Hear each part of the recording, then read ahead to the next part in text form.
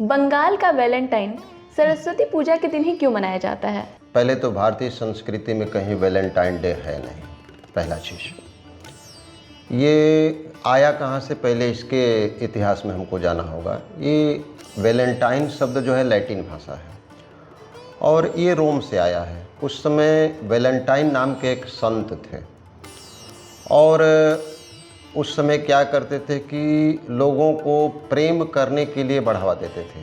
और यहाँ तक कि प्रेम करने के लिए जब बढ़ावा देते थे तो उस समय के जो राजा थे, ये लगभग 4वीं-5वीं सदी की बात है, उस समय के जो राजा थे इससे घृणा करते थे। यहाँ तक कि उनके सैनिक जो थे वो भी प्रेम जाल में फंस करके अपने कर्तव्यों को भूल जाते थे। और यहाँ तक कि ये जो वैलेंटाइन संत थे 14 फरवरी को प्रेम कराते कराते लोगों से उस दिन सामूहिक विवाह भी कराने लगे।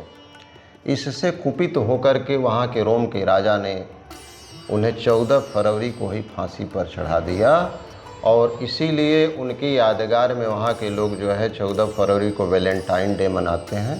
लेकिन चूँकि भारतीय यह परंपरा नहीं रही है और चूँकि बसंतोत्सव है, पूरा प्रकृति यौवनावस्था में रहती है, तो लोग उसी प्रेम को याद करके और सरस्वती पूजन के दिन नए नए वस्त्र परिधान पहन करके और वैलेंटाइन का रूप ले लेते हैं, जो हमारे समाज के लिए, हमारे भारतीय संस्कृति के लिए माने अहितकर होगा, ये अच्छा नहीं है।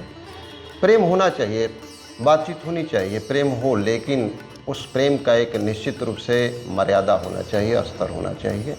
जो पश्चिमी सभ्यता है वो कभी भी हमारे लिए हितकर नहीं होगी। तो वैलेंटाइन डे और सरस्वती पूजन में कोई तुलना ही नहीं।